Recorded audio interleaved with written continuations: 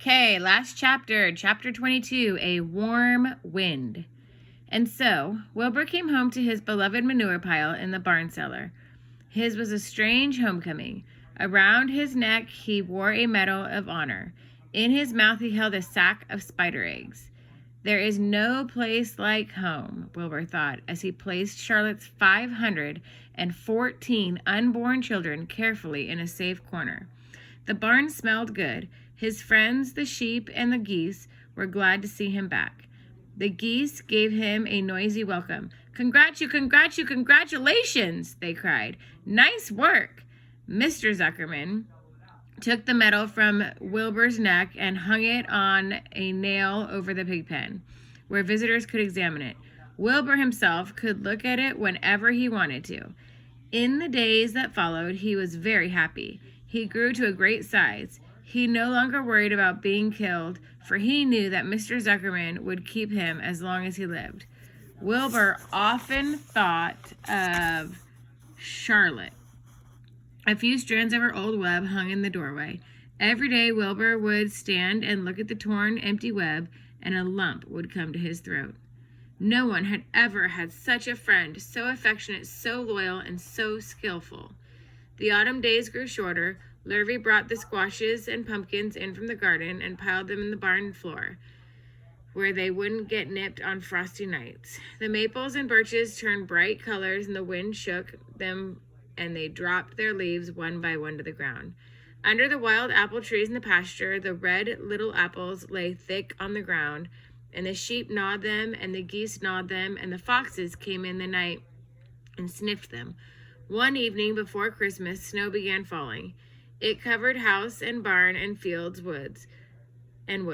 Wilbur had never seen snow before. When morning came and went and plowed the drifts in his yard for the fun of it, Fern and Avery arrived, dragging a sled.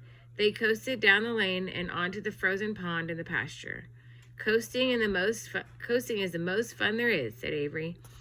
The most fun there is, retorted Fern, is when the Ferris wheel stops and Henry and I are in the top car and Henry makes the car swing and we can see everything for miles and miles. Goodness, are you still thinking about that old Ferris wheel? Said Avery in disgust. The Ferris wheel was weeks and weeks and weeks ago. I think about it all the time, said Fern, picking snow from her ear. After Christmas, the thermometer dropped to 10 below zero.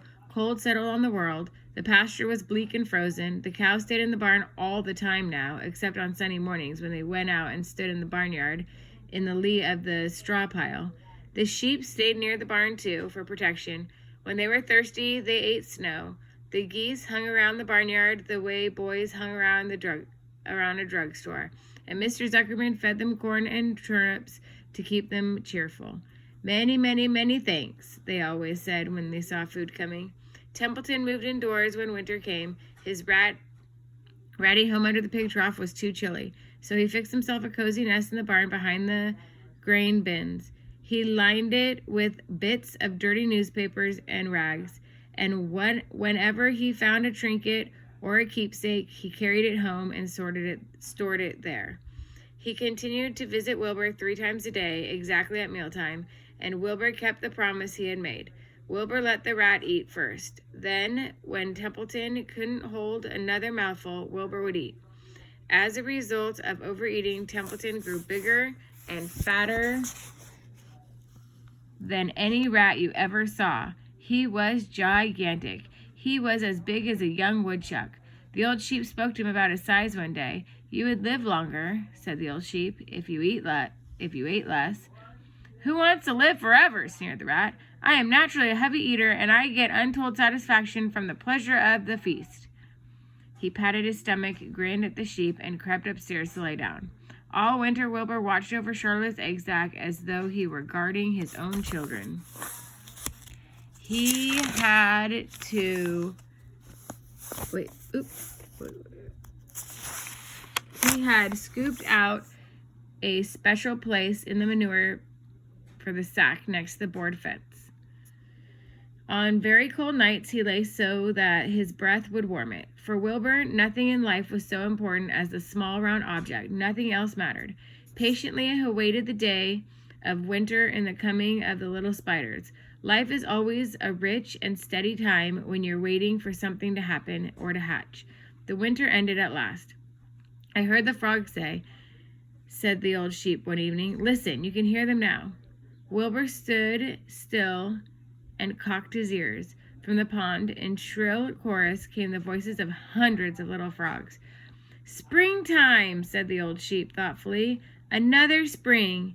As he walked away, Wilbur saw a new lamb following her. It was only a few hours old. The snows melted and ran away. The streams and ditches bubbled and chattered with rushing water. A sparrow with a streaky breast arrived and sang. The light strengthened, the morning came sooner. Almost every morning there was another new lamb in the sheepfold. The goose was sitting on 9 eggs. The sky seemed whiter and a warm wind blew. The last remaining strands of Charlotte's Web floated away and vanished. One fine Sunday morning after breakfast, Wilbur stood watching his precious sack. He wasn't thinking of anything much. As he stood there, he noticed something move. He stepped closer and stared. A tiny spider crawled from the sack. It was no bigger than a grain of sand, no bigger than a head of a pin. Its body was gray with black stripe underneath. Its legs were gray and tan. It looked just like Charlotte. Wilbur trembled all over when he saw it. The little spider waved at him. Then Wilbur waved more closely. 2 more spiders crawled out and waved. They climbed around on the eggs on the sack, exploring their new world. Then 3 more spiders, then 8, then 10. Charlotte's children were here at last. Wilbur's heart pounded. He began to squeal. Then he raced in circles, kicking manure in the air. Then he turned a backflip. Then he planted his front feet and came to a stop in front of Charlotte's children. "Hello there," he said. The first spider said hello, but its voice was so small Wilbur couldn't hear it. I'm an old friend of your mother's," said Wilbur. "I'm glad to see you. Are you all right? Is everything all right?" The little spiders waved their forelegs at him. Wilbur could see by the way they acted that they were glad to see him. "Is there anything I can get you? Is there anything you need?"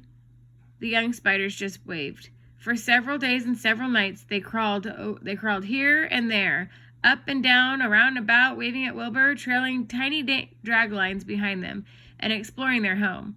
There were dozens and dozens of them. Wilbur couldn't count them, but he knew that he had a great many new friends. They grew quite rapidly. Soon each were as big as a BB shot. They made tiny webs near the sack. Then came a quiet morning when Mr. Zuckerman opened the door on the north side. A warm draft of rising air blew softly through the barn cellar. The air smelled of the damp earth, of the spruce woods, of the sweet springtime. The baby spiders felt the warm updraft. One spider climbed on top of the fence. Then it did something that came as a great surprise to Wilbur. The spider stood on its head, pointed its spinnerets in the air, and let loose a cloud of fine silk. The silk formed a balloon. As Wilbur watched the spider let go of the fence and rose into the air. "Goodbye," it said as it sailed through the doorway. "Wait a minute," screamed Wilbur. "Where do you think you're going?" But the spider was already out of sight. Then another baby spider crawled to the top of the fence, stood on its head, made a balloon, and sailed away. Then another spider, then another. The air was soon filled with tiny balloons, each balloon carrying a spider. Wilbur was frantic. Charlotte's babies were disappearing at a great rate. "Come back, children," he cried. "Goodbye," they called. "Goodbye, goodbye." At last, one little spider took time enough to stop and talk to Wilbur before making its balloon. We're leaving here on the warm updraft. This is our moment for setting forth. We're aeronauts, and we are going out into the world to make webs for ourselves." "But where?" asked Wilbur. "Wherever the wind takes us, high, low, near, far, east, west, north, south, we take to the breeze. We go as we please." "Are all of you going?" asked Wilbur. "You can't all go. I would be left alone with no friends. Your mother wouldn't want that to happen, I'm sure." The air was now so full of balloonists that the barn cellar looked almost as though a mist had gathered. Balloons by the dozens were rising, circling, and drifting away through the door, sailing off into the gentle wind. Cries of "Goodbye, goodbye, goodbye" came weakly to Wilbur's ears. He couldn't bear to watch any more. In sorrow he sank to the ground and closed his eyes. This seemed like the end of the world, to be deserted by Charlotte's children. Wilbur cried himself to sleep. When he woke up late afternoon, he looked at the egg sack. It was empty. He looked into the air. The blueness were gone. Then he walked dearly to the doorway where Charlotte's web used to be. He was standing there thinking of her when he heard a small voice. "Salutations," it said. "I'm up here." "So am I," said another tiny voice. "So am I," said a third voice. "Three of us are staying. We like this place and we like you." Wilbur looked up. At the top of the doorway, 3 small webs were being constructed. On each web, working busily, was one of Charlotte's daughters. "Can I take this to mean," asked Wilbur, "that you have definitely decided to live here in the barn cellar and that I'm going to have 3 friends?" "You can indeed," said the spiders. "What are your names, please?" asked Wilbur, trembling with joy. "I'll tell you my name," replied the first spider, "if you tell me why you are trembling." "I'm trembling with joy," said Wilbur. "Then my name is Joy," said the first spider. "What was my mother's middle initial?" asked the second spider. "A," said Wilbur. "Then my name is Ariane, said the spider. "How about me?" asked the third spider. "Will you just pick a nice, sensible name for me, something not too long, not too fancy, and not too dumb?" Wilbur thought hard. "Nellie," he suggested. "Fine, I like that very much," said the third spider. "You may call me Nellie." She daintily fastened her orb line to the next spoke of the web. Wilbur's heart beamed with happiness. He felt that he should make a speech on this very important occasion. "Joy, Arane, Nellie," he began, "welcome to the barn cellar. You have chosen a hollow doorway from which to string your webs. I think it is only fair to tell you that I was devoted to your mother. I owe my life to her. She was brilliant, beautiful, and loyal to the end. I shall treasure her memory. To you, her daughters, I pledge my friendship, forever and ever." "I pledge mine," said Joy. "I do too," said Arena. "And so do I," said Nellie, who had just managed to catch a small gnat. It was a happy day for Wilbur, and many more happy, tranquil days will follow. As time went on and the months and the years came and went, he was never without friends. Fern did not come regularly to the barn anymore. She was growing up and was careful to avoid childish things like sitting on a milk stool near a pig pen. But Charlotte's children and grandchildren and great-grandchildren, year after year, lived in the doorway. Each spring there were new little spiders hatching out to take place of the old. Most of them sailed away in their balloons, but always 2 or 3 stayed and set up housekeeping in the doorway. Mr. Zuckerman took fine care of Wilbur all the rest of his days, and the pig was often visited by friends and admirers, for nobody ever forgot the year of his triumph and miracle of the web. Life in the barn was very good. Night and day, winter and summer, spring and fall, dull days and bright days. It was the best place to be. Wilbur, this warm, delicious cellar with the garrulous geese and changing seasons, the heat of the sun, the passage of swallows, the nearness of rats, the sameness of sheep, the love of spiders, the smell of manure, and the glory of everything. Wilbur never forgot Charlotte. Although he loved her children and grandchildren dearly, none of the new spiders ever quite took the place in his heart. She was in a class by herself. It is not often that someone comes along who is a true friend and a good writer. Charlotte was both. The end. All right, if you listen to the whole story, you can go take your reading counts on Charlotte's Web. See how many points that is. Bye, guys.